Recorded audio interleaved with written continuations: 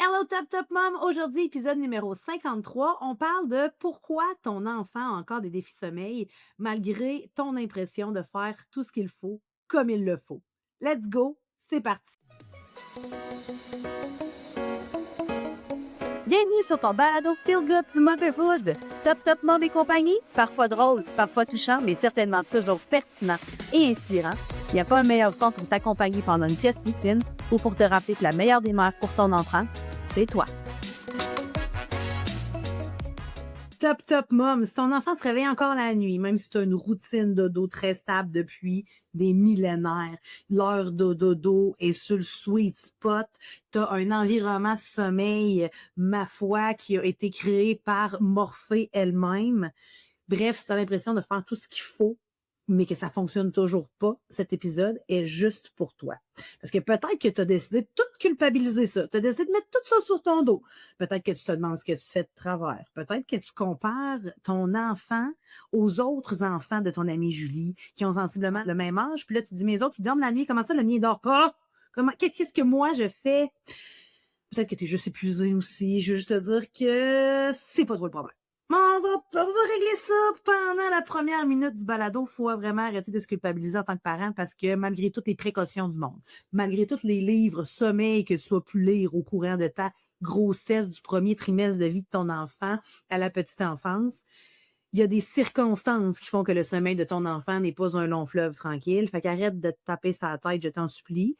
Il y a plein d'autres choses dans ton motherhood sur lesquelles tu seras la personne à culpabiliser, mais le sommeil n'est pas un sujet sur lequel tu peux culpabiliser parce qu'il y a trop de choses qui influencent le sommeil de ton enfant. On le dit souvent, le sommeil est quelque chose de polyfactoriel. Il y a plein de facteurs dans la vie d'un enfant qui peuvent influencer le sommeil. Et puis, ce serait vraiment ridicule, puis ce serait vraiment non bienveillant, en fait, de cibler juste une personne dans la famille qui serait coupable de tout ça. Fait que peut-être que tu te dis, mais donc bien avant, on a rien changé. J'ai tout fait ce qu'on m'a dit de faire, que ce soit, j'ai demandé à ChatGPT, j'ai lu ça sur les réseaux sociaux, ma meilleure amie m'a conseillé que, peut-être que même tu as fait affaire avec une consultante sommeil qui a osé garantir des résultats dans 3 jours, puis là tu te dis, my God, tout le monde parle d'elle comme si elle avait trouvé la formule magique qui fonctionne universellement pour tous les enfants, mais le mien ne fonctionne pas dans ce petit modèle d'affaires-là. Peut-être que tu as tout fait ça, puis que ça fonctionne toujours pas. Fait que là, on va s'enlever une couche de pression parce que, premièrement, tu n'es pas seul. Hein? Tu n'es pas seul. Je veux dire, si tous les enfants du monde naissaient avec des habitudes de sommeil béton, direct en partant, premièrement, je n'existe pas.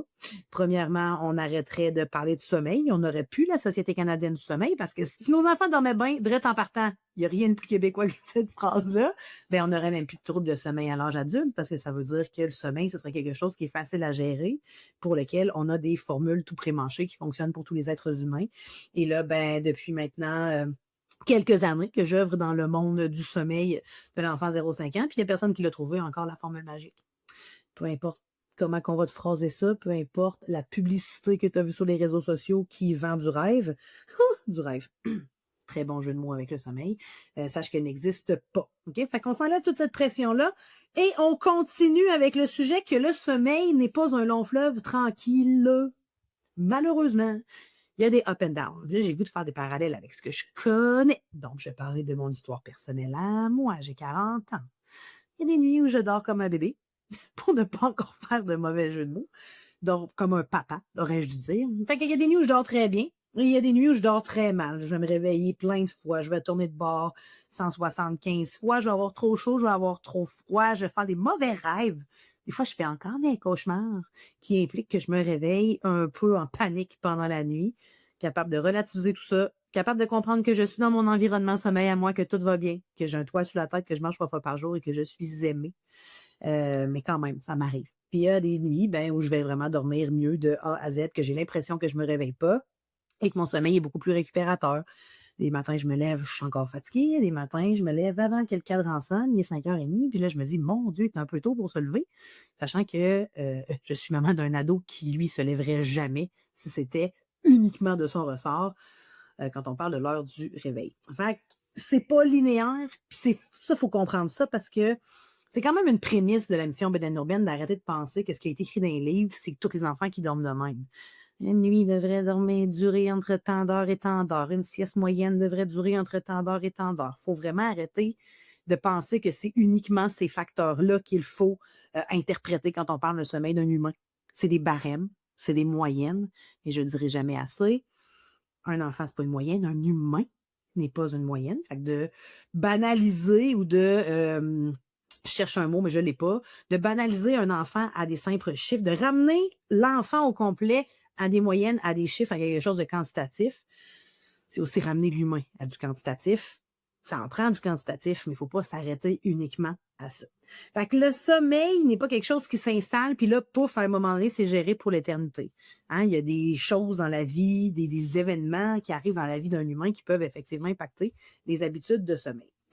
Puis, faire une mauvaise blague, le sommeil des enfants, c'est pas comme aller à vélo. Tu sais, un coup que tu as comme pogné le momentum, puis que tu sais comment fonctionner sur un vélo à 2 roues, après ça, c'est acquis pour la vie. Le sommeil est complètement à l'inverse, finalement, de faire du vélo. C'est possible qu'un bébé qui faisait des longs stretches de nuit ou qui faisait des nuits au complet recommence à se réveiller. Puis ça, tu te dis, mon Dieu, qu'est-ce qu'on a fait? Ben non, c'est son développement. Un enfant de 2 ans qui dormait très bien. Puis là, tout d'un coup, on sait pas trop ce qui s'est passé. Pouf, veut plus dormir. Il refuse de s'endormir. Il a peur de tout. Il se réveille la nuit. Il veut plus dormir tout seul. On est rendu avec un rituel qui dure 45 minutes. Faut placer tous les toutous dans le bon ordre. Faut que la doudou soit disposée dans une certaine forme, à faire un signe, parce que sinon, le sommeil ne fonctionne pas. Tu sais, la routine de dodo peut devenir bien longue avec nos tout petits. Fait que ça, c'est des choses qui peuvent arriver. Un autre exemple, des enfants qui sont malades. Tu sais, un enfant qui a eu un otite ou qui fait des otites à répétition, c'est possible que ses habitudes de sommeil soient moins bonnes. Puis c'est pas ta faute, c'est pas de sa faute, c'est le sommeil en général n'est pas un long fleuve tranquille. Fait que le sommeil change avec l'âge, puis il n'y a rien de plus normal, puis ça change toute la vie humaine. Les personnes âgées ne dorment pas de la même façon que nous. Les ados ne dorment pas de la même façon que les adultes. Les bébés ne dorment pas de la même façon que les ados. Bref, il y a quand même des changements au cours de la vie humaine au niveau du sommeil. Puis ça, c'est impacté par le développement, les émotions, la santé, les changements au quotidien. Bien dormir, ça ne veut pas dire nécessairement de jamais se réveiller.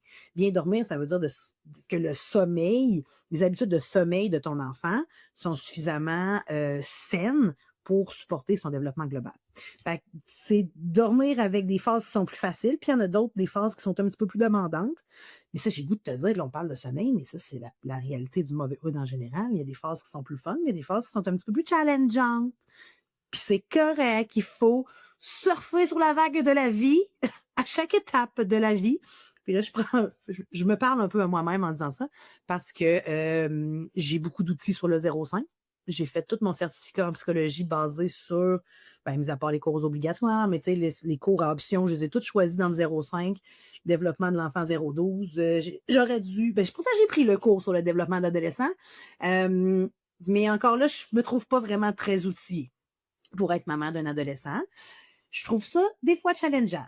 La majorité du temps, ça va bien. Jacob Olivier, mon garçon, n'est quand même pas un ado très turbulent. Là. Tu sais, je sais qu'il y a des histoires beaucoup plus tristes, beaucoup plus pires, beaucoup plus challengeantes que la mienne.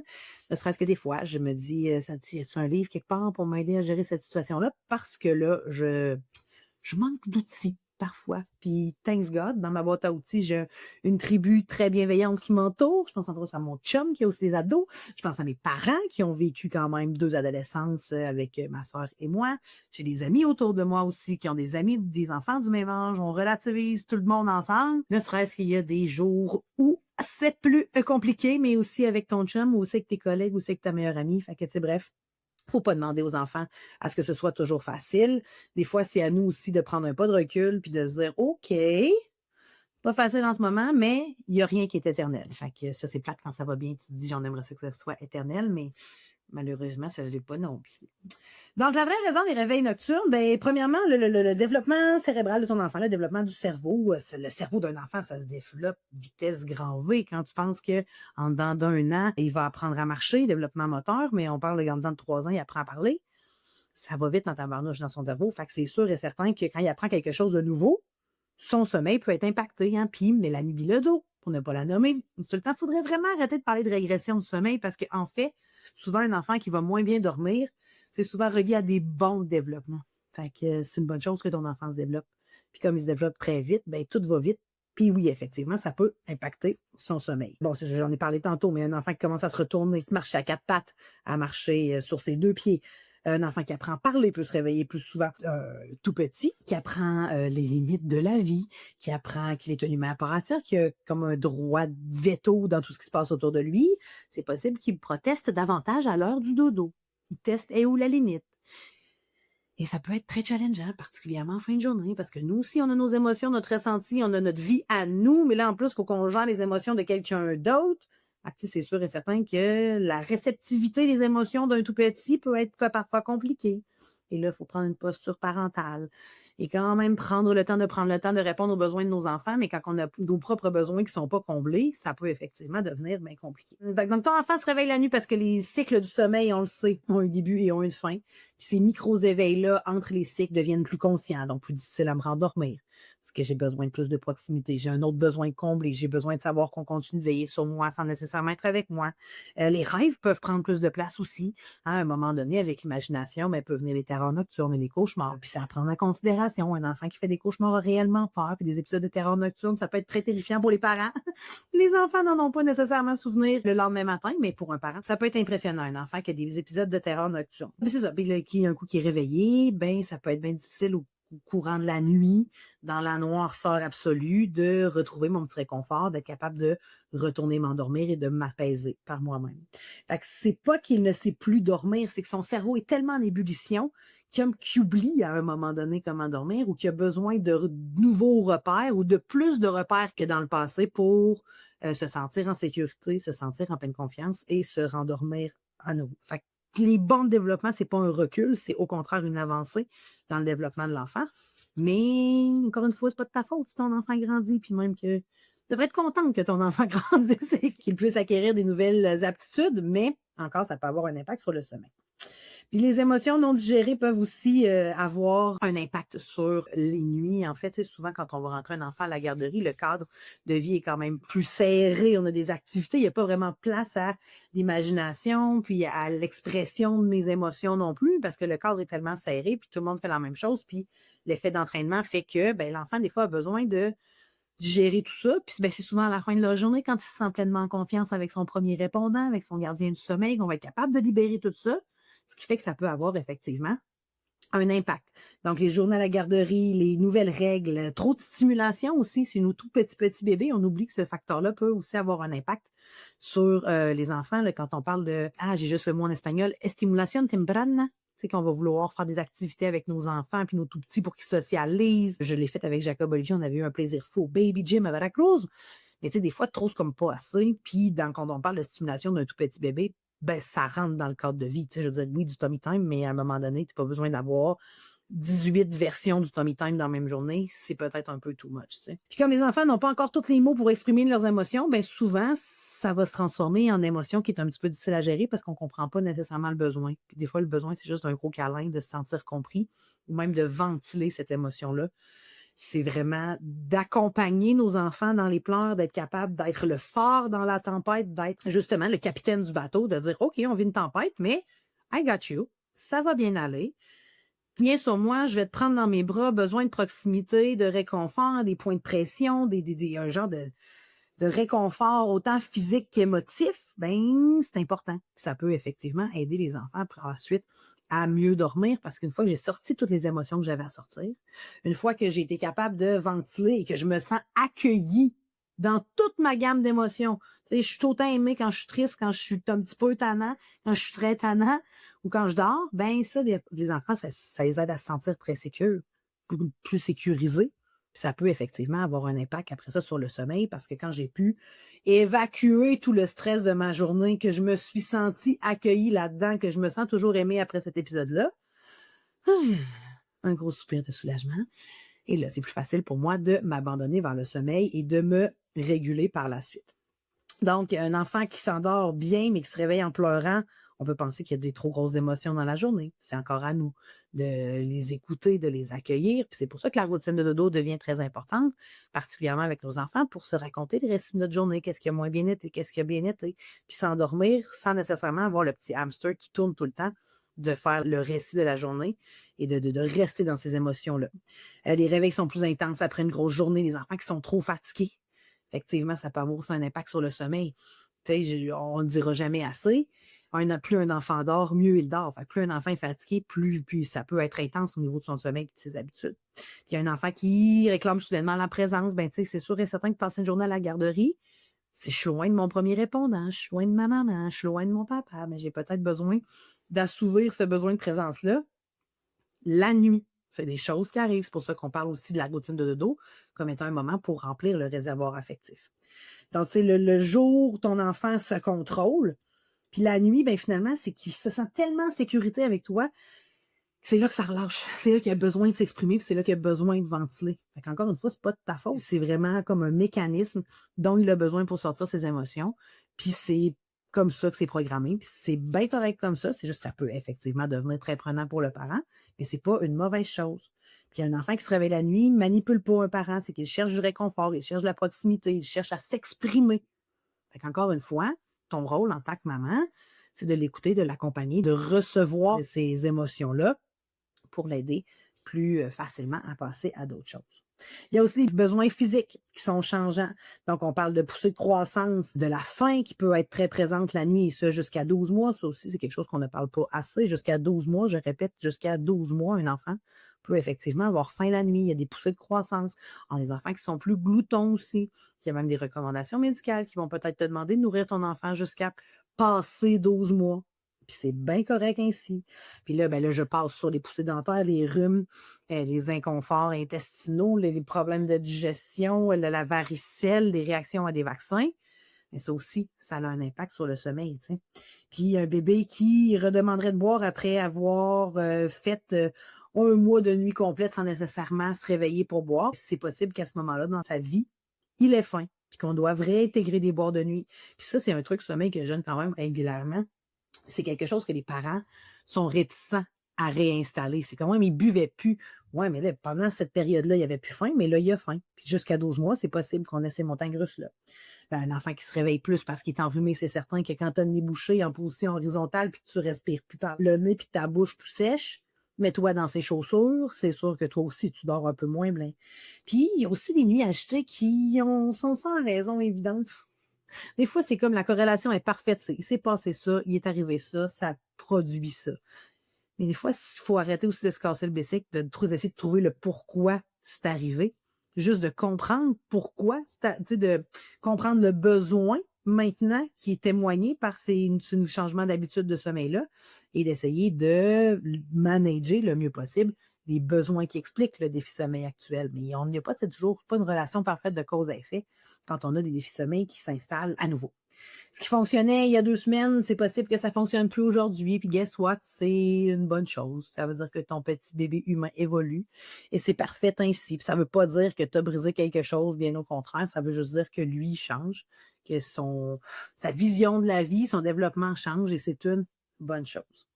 Puis une autre raison, qui serait la 4e raison, c'est l'environnement et le rythme. Ça, c'est possible que coucher trop tard, on a un enfant qui est surexcité. Fait qu'on a c'est juste un petit besoin d'ajustement au niveau de l'horaire qui peut tout changer. Fait qu'on couche trop tard, on a un enfant surexcité, on n'est plus capable nécessairement de l'amener à se réorganiser.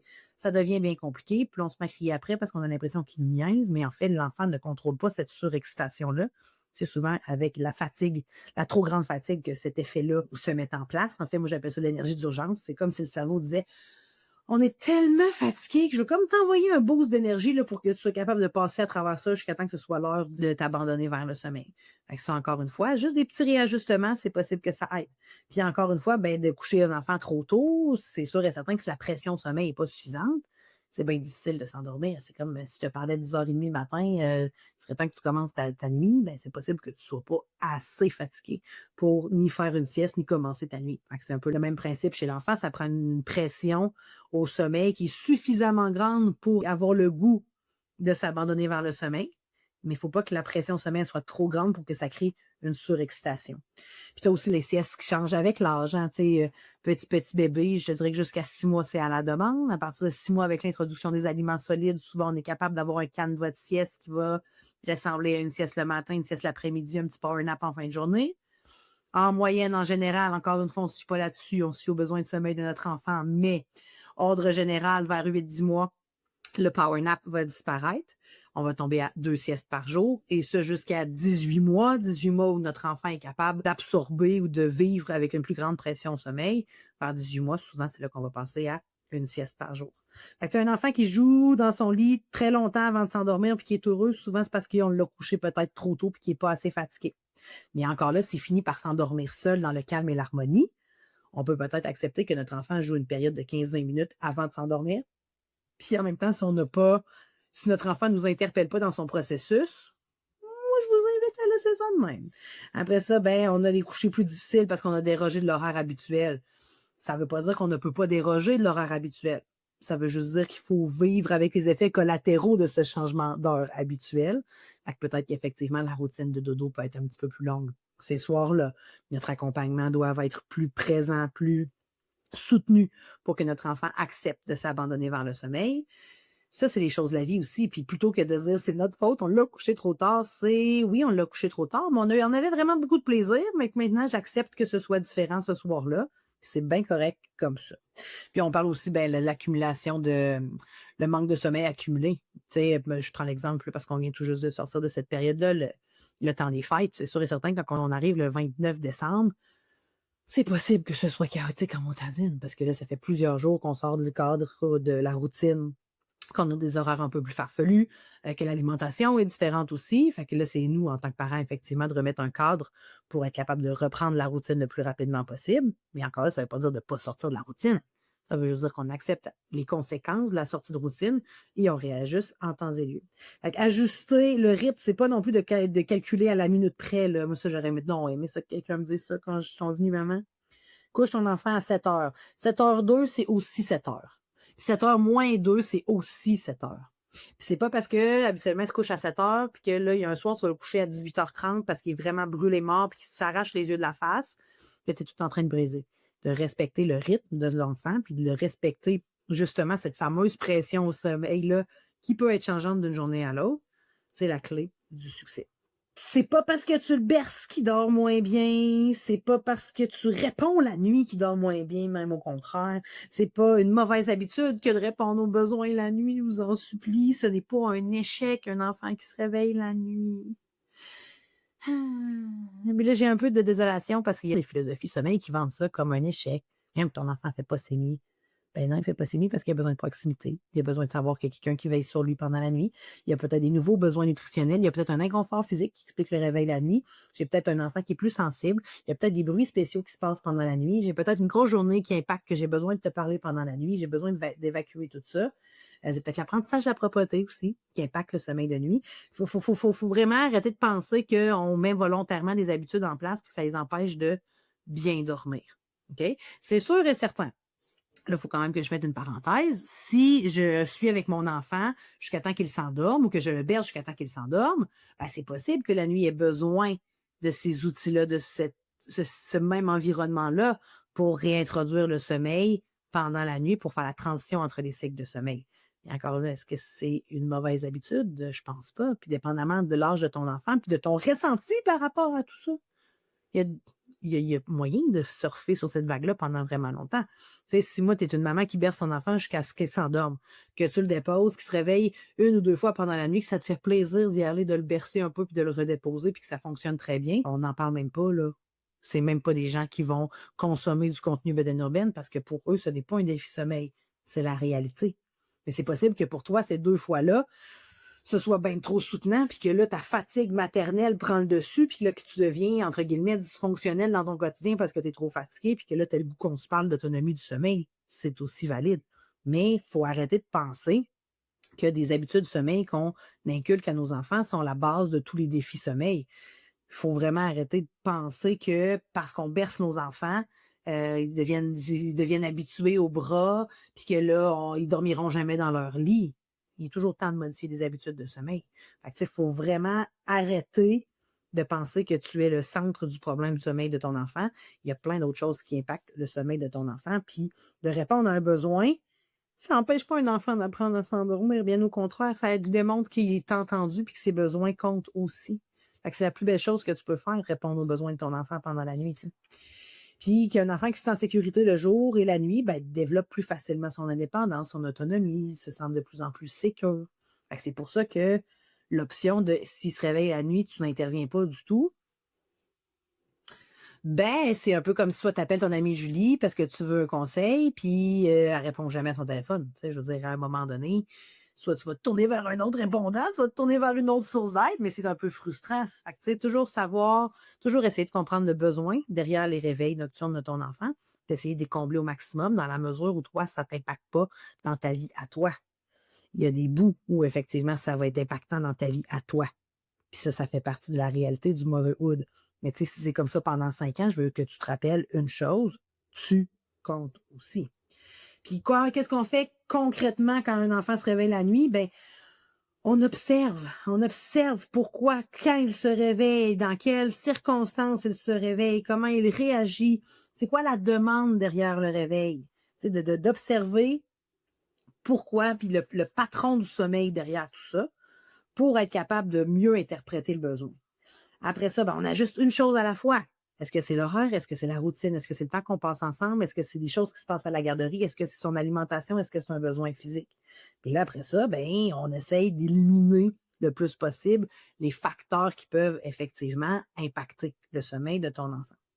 Puis, ben, comme on ferait d'humain à humain, on va le soutenir pendant ces phases plus difficiles-là, plus de présence, se souvenir que ça, c'est temporaire, mais que la meilleure chose pour que justement que ce soit le plus court possible, c'est de répondre de façon adéquate à ses besoins.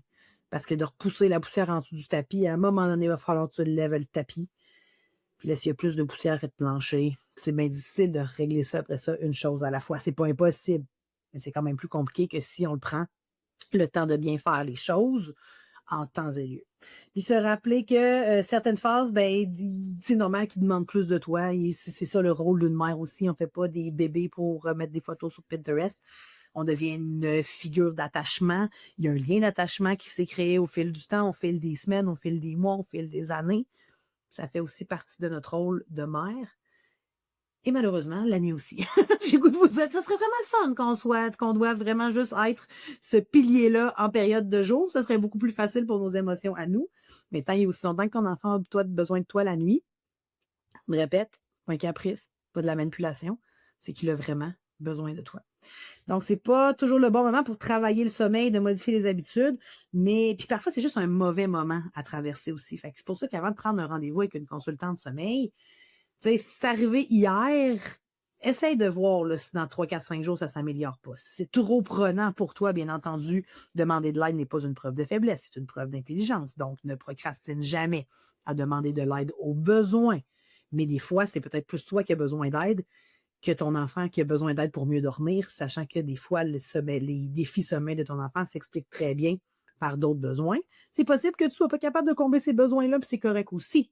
Mais là, encore là, il faut trouver des bras de rechange, il faut trouver d'autres figures d'attachement qui peuvent aider ton enfant à combler ces besoins-là si toi, tu n'es pas connecté, disposé à l'aider à traverser cette tempête-là. T'en fais tellement beaucoup, Top Top Mom. T'es une personne extraordinaire. Juste d'écouter ces balados-là, ça te rend un peu plus top à chaque jour. Puis ton enfant ne va pas mal, puis c'est pas parce qu'il se réveille la nuit qu'il sait pas dormir. OK? C'est des phases qui sont temporaires, qui ne sont en rien reliées à tes actions et à ton bon vouloir. Un enfant qui se réveille la nuit, c'est pas un enfant qui va mal. Puis une maman fatiguée restera toujours une bonne maman. Et ça, j'espère qu'il y a personne, jamais sur la terre entière qui va t'en faire douter. Surtout pas ta belle-mère. Ceci conclut notre épisode numéro 53. Merci d'avoir été à l'écoute et je te reviens très bientôt pour un prochain épisode de ton balado Top Top Mom et compagnie. Hey Top Top Mom, tu viens tout juste d'écouter un épisode du balado Top Top Mom et compagnie. Si tu as aimé cet épisode, donne-nous une dose de love en nous accordant la note parfaite de 5 étoiles ou encore mieux, écris-nous un petit mot en commentaire. Merci infiniment d'être aussi top et je te dis à très bientôt pour un prochain épisode de Top Top Mom et compagnie.